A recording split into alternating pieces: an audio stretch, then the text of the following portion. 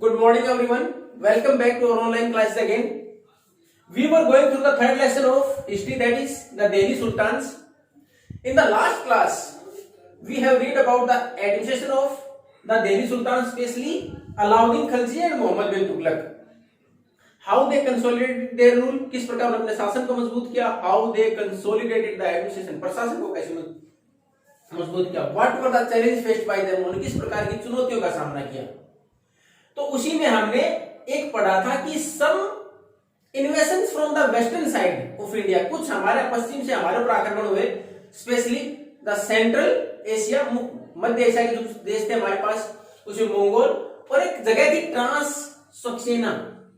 ये जो ट्रांस सक्सेना जगह थी, यहां से जब आक्रमण किए गए तो उसके बाद इन दोनों की क्या क्या अलग अलग नीतियां रही. यानी वेस्टर्न साइड जो हमले हुए उसमें दोनों ने अपने आप को किस प्रकार मजबूत किया और उससे बाहर आए, किस प्रकार युद्ध को लड़ा. तो उसमें कुछ इसकी फीचर्स दे रखी हैं आपकी बुक में, हालांकि मैंने ब्रीफ में लिखी है, लेकिन आपकी कुछ पिक्चर्स उसमें दे रखी है फीचर्स.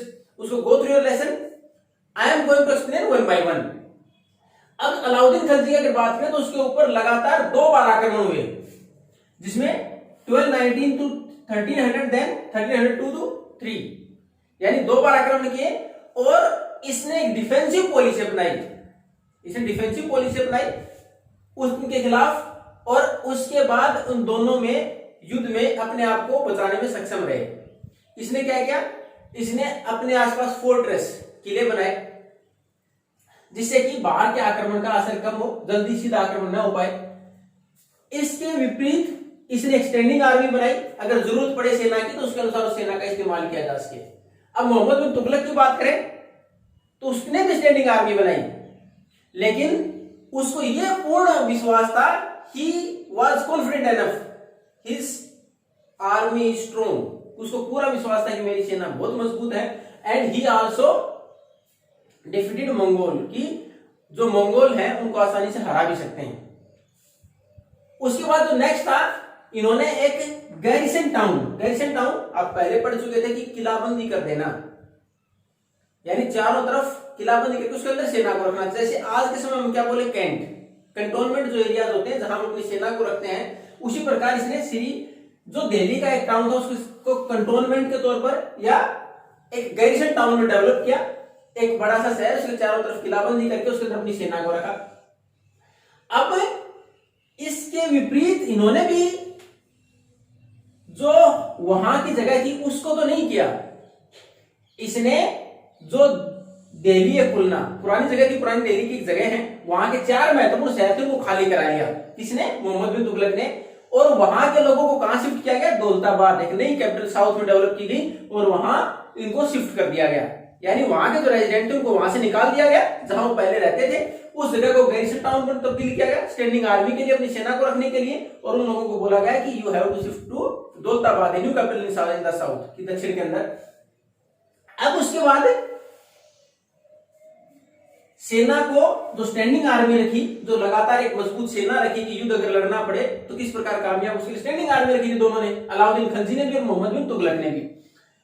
अब उसके लिए फूडिंग की व्यवस्था, तो इसके लिए क्या किया गया कि food was arrange by taking a part of tax from the near by area, जो आसपास के इलाके थे वहां टैक्स लगाया गया किसानों के ऊपर. और अलाउद्दीन खिलजी ने कितना टैक्स रखा है? 50%. आप पहले पढ़ चुके थे, इसको बोलते क्या, जो लैंड रेवेन्यू थी उसके लिए वर्ड इस्तेमाल हुआ था. In the last class we have discussed, पिछली क्लास में हमने डिस्कस किया था kharaj, the tax levied on the production of crops और द पीजेंट्स, किसानों के ऊपर जो टैक्स लगाया गया वो था खराज, और ये था 50%.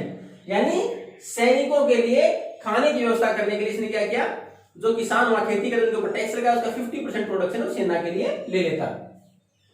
अब इसने सेम यही किया आसपास के इलाके, मोहम्मद बिन तुगलक ने भी, उसने भी इसी प्रकार टैक्स तो लगाया, लेकिन टैक्स और बढ़ा दिए गए, टैक्स कुछ और बढ़ा दिए गए.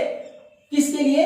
कि उस सेना के खाने के साथ साथ और टैक्स बढ़ाए उसके मेंटेनेंस के लिए, और उसी दौरान एक फेमिन, अकाल भी पड़ा, जिससे कि समस्याएं और बढ़ी, किसान पे नहीं कर पाए.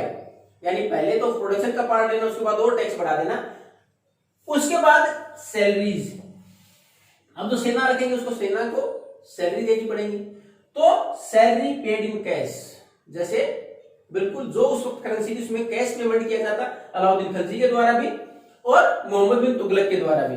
लेकिन डिफरेंस देखिए इसमें कि इन्होंने सैलरी देने के बाद उनको लगा कि हो सकता है मर्चेंट्स जो व्यापारी हैं देकर increase the price of their goods, उस कीमतें बढ़ा दे सामान की तो इनकी सैलरी हो सकता है इनका गुजारा न हो, यानी सैलरी हो सकता है कम पड़ जाए क्योंकि सामान महंगा भी तो हो सकता है मार्केट में। तो उसके लिए अलाउद्दीन खिलजी ने क्या किया, उसने असेसमेंट कराया कि लागत कितनी और कितने में व्यापारी बेच सकता है, उसकी सीलिंग एक सीलिंग लगा दी, मैक्सिमम से ज्यादा कीमत पर नहीं बेचेंगे ताकि जो सैनिक उनको परेशानी नहीं हो खरीदने में, तो वहां कीमतें डिसाइड कर दी गई और कोई भी व्यापारी से ज्यादा कीमत बेचता तो ही वाज पनिश्ड, उसको सजा दी जाती।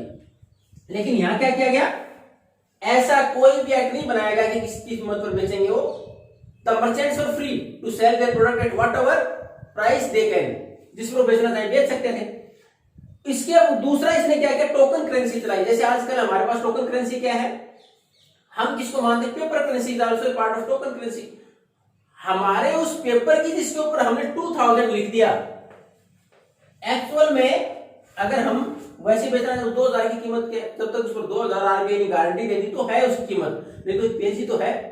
उसी प्रकार से टोकन करेंसी बनाई और वो भी कौन सी, वो जो मेटल्स थे जिनकी कीमत बहुत कम थी उनकी टोकन करेंसी बनाई और वो मार्केट में इशू कर दी कि इसके बदले में आप सामान खरीद सकते हो।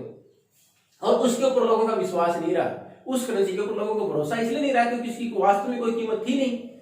अगर वही सिक्के सोने चांदी के होते तो लोगों का विश्वास बना रहता और व्यापारी आसानी से दे देते, लेकिन टोकन करेंसी में लोगों का विश्वास नहीं रहा। टोकन करेंसी का इस्तेमाल लोग ज्यादा टैक्स पे करने में देते, जिससे कि राजा के पास सोने चांदी का खजाना ज्यादा नहीं रहा। अगर उसको बाहर से कहीं कुछ परचेज करना होता, दे हैव टू पे इन गोल्ड एंड सिल्वर, तो परेशानी फिर आई।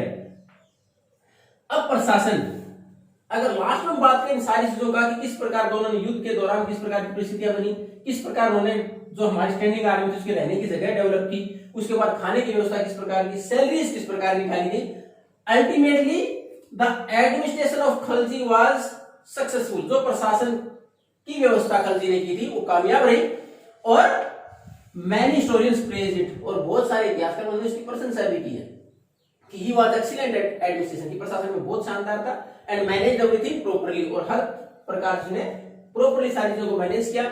ही अडॉप्टेड द डिफेंसिव पॉलिसी, इसमें कोई दो राय नहीं, डिफेंसिव रक्षात्मक नीति अपनाई, ऑफेंसिव नहीं। अब इसमें देखो, इसमें एडमिनिस्ट्रेशन परेशानी क्या है तुगलक के लिए। अब सबसे पहला तो स्टैंडिंग आर्मी पर विश्वास ज्यादा था, उसको लगा कि मंगोल या ट्रांससैक्सोनिया जहां से आक्रमण हो रहा है हम उसको हरा सकते हैं, लेकिन ultimately he has to left his plan, उसको अपनी योजना थी छोड़नी पड़ी क्योंकि इतने सारी परेशानियां पहले आ रही थी। उसके बाद देखो जैसे ही दौलताबाद कैपिटल शिफ्ट की, अगर आप लोगों को अचानक से बोला जाए कि आप यहां से 200 किलोमीटर अपनी जगह घर खाली करके चले जाएं, तो the people are going to face the problem, समस्याएं आएंगी। तो लोगों ने इसका विरोध किया, दे रिसेंटेड, उसका विरोध किया गया और परेशानियां इतने सारे सामान के साथ वहां तक शिफ्ट करना, और ultimately he has to come back to the old capital Delhi again, वापिस आना पड़ा, इतना ज्यादा खर्चा उठाना पड़ा, वहां तक रोड बनवाने पड़े लोगों को जाने के लिए, और लोगों ने विरोध भी किया। जब टैक्स बढ़ाए गए तो उसमें देखो किसान पे नहीं कर पाए उस टैक्स को, इसकी वजह से बहुत सारी रेबलियस एक्टिविटीज वर देयर, बहुत सारी क्रांतियां, उसके खिलाफ विरोध किया गया, ऊपर से अकाल पड़ा, भूख के दौरान मुझे टैक्स बुलाना था, कहां से देते हो टैक्स। तो दूसरी परेशानी उसके प्रशासन में, यानी शुरुआत से ही वो उसने जो नीतियां अपनाई they were totally went against him, लगभग उसके खिलाफ ही थी। टोकन करेंसी जब उसने इस्तेमाल की तो लोगों ने मैंने पहले था किसके लिए इस्तेमाल की, टोकन करेंसी में केवल टैक्स पे करके सोने चांदी अपने पास स्टोर करके रखने लगे लोग। उसके बाद उस टोकन करेंसी को वापस लेने के लिए मोहम्मद बिन तुगलक को गोल्ड और सिल्वर के कॉइन इशू करने पड़े, जिसकी वजह से खजाना खाली हो गया। तीसरा फेल्योर। और चौथा, जब स्टैंडिंग आर्मी, इतनी बड़ी स्टैंडिंग आर्मी, उसको डिसबैंड करनी पड़ी, पैसा ही नहीं रहा देने के लिए, तो टोकन करेंसी इशू की थी, पैसा वैसे ही नहीं रहा, टोकन करेंसी बदले में गोल्ड और सिल्वर में पे करना पड़ा उसको, तो स्टैंडिंग आर्मी को भी उसको भंग करना पड़ा। और मंगोल के ऊपर जो आक्रमण करने की सोच रहा था कि हम जीतेंगे, उसको भी उसको ड्रॉप करना पड़ा अपने प्लान को।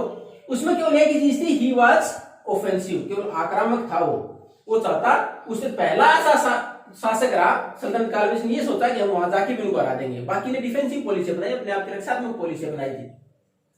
तो ये तो था डिफरेंस उनकी, जो हमारे यहाँ नीतियां अपनाएगी स्पेशली खलजी और तुगलक के द्वारा।